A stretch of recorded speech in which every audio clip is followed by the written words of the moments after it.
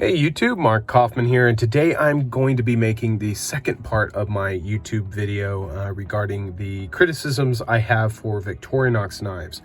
I was not thinking I was going to have a second part to this, but I was immediately brainstorming and thinking about a few things that I thought, well, you know, that would have been really good to add in that first video. Well, that would have been really good to add in that first video.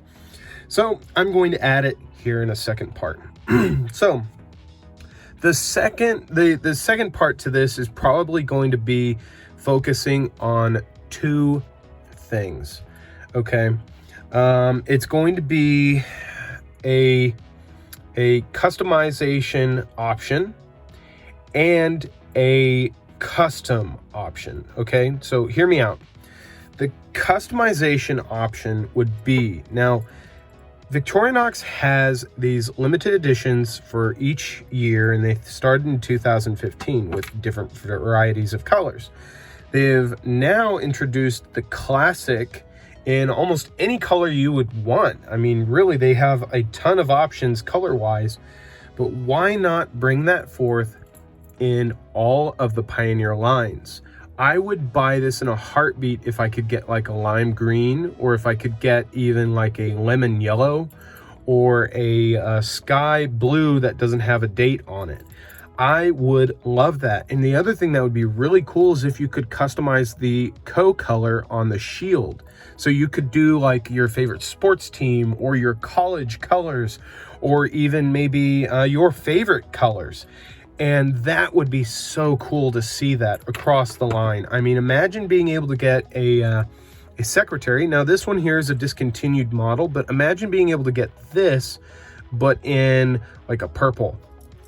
I mean, that would be so cool. I don't think it would cost too much more to do that. I mean, they're already doing different colors across different lineups, but also, why not? Now, this here is a new acquisition. This is a vintage Pocket Pal, and this is a Hofritz branded Pocket Pal with a Victoria stamping. This is from the 60s and early 70s is what I have ranged it to be. And I'll be doing a little bit of a cleanup on it. I mean, the blades are a little loose, but there's still plenty of snap in this one. I'll have a video out on this. And before you guys comment, yes, I'm aware the shield is nickel silver. They do shields now in stainless steel. This shield is in nickel silver. So I'll be cleaning this up just a little bit, and I'll have a review on that shortly. But let's say they have these Pocket Pals, which they do. They have them in the Celador plastic. Let's say you could just choose whatever color you'd want, and then you could get one of these in that color. That would be so cool. That would be so unique and so different for collectors. Now, I'm just putting this one away because I don't really want to scratch these up, since I personally primarily collect the equal end penknife Victorinox variants. So let me put those away. And people have asked why, and I just think it's, first, it's unique, a Victorinox without tools, and then second, they're very elegant and they can be had for not a lot of money. So that is my reasoning. So different colored scales, either in the A-Locks or in the Celador, would be incredible, would be really cool.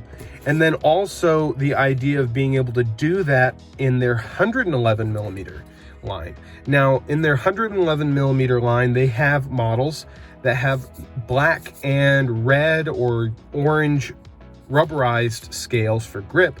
Imagine being able to do blue and black, yellow and black, orange and black, green and black. I mean, different colors. I think that would be so cool. They don't even have to sell it on the knife. They could just make the scales and you could buy it directly. You can pop these off and pop new ones on.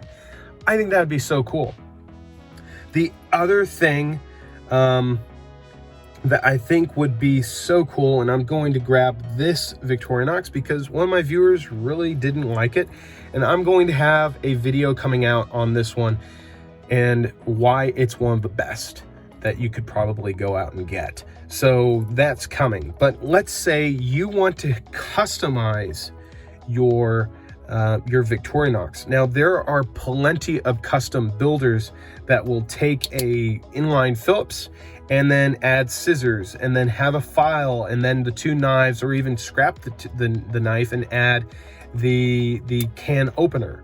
So, I mean, people are customizing these things, but it is not genuine Victorinox. You know what I mean? They're custom scales. You usually have to have a little bit of know-how to be able to keep everything original if you're going to repin these together, or you're buying custom scales and screws.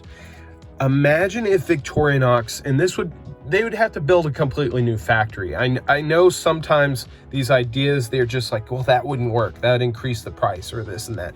They could be like Benchmade, okay? Benchmade has a customization option, and let's just say they allow you to do a custom Victorinox, but let's say they only allow it in let's say a 4-layer, okay? Let's say they only allow it in a 4-layer. So here is a Huntsman, okay? And the Huntsman, you have your main blade, and then you have your small blade, okay? Then you have your scissors, and then you have a saw blade, then your can opener, cap lifter and large screwdriver. And then you have your can opener and small screwdriver. And then on the back, you have a hook, you have a reamer, and then your corkscrew. Let's say they allow you to have a custom option. Let's say you want the combo tool that's on your Bantam over here, and then you want the inline Phillips over here.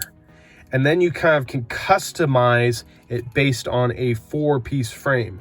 Or let's say they just limit it to a 2-layer, okay? Let's say I want just scissors and I just want a knife blade. Or I want my knife blade and I want that combo tool from a Bantam, and then maybe have scissors or a saw or a file. Let's say that you're able to do that. I think that would be really cool. Would it be practical? Probably not, because you are going to have to change some machining around. You're going to have probably some of the most expertly skilled craftsmen from Victorinox to put these properly together and make sure all the parts go together and stay together. I mean, I know that even creating something like this, the handyman, it takes some know-how to put these difficult parts together properly. But imagine if I could just have pliers and I could have a main blade. And let's say that for me is my perfect Victorinox.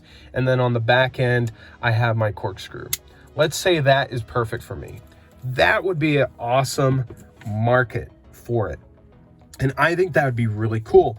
And then paired with this, and you guys really like this criticism, let's say they offer a different blade steel, like Benchmade. Benchmade offers like D2 154. I think they still offer 154, S30V, S90V. I mean, imagine if they offered even, let's say, S30V, and then they offered their custom Damascus steel that they have on their limited edition knives.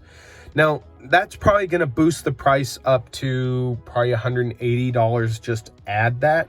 But let's say you want that dressy knife and you want a Bantam that has that Damascus with a black scale and then your combo tool. I mean, man, that would be so cool. That would be a really cool tuxedo knife. You could have black and then white on one side.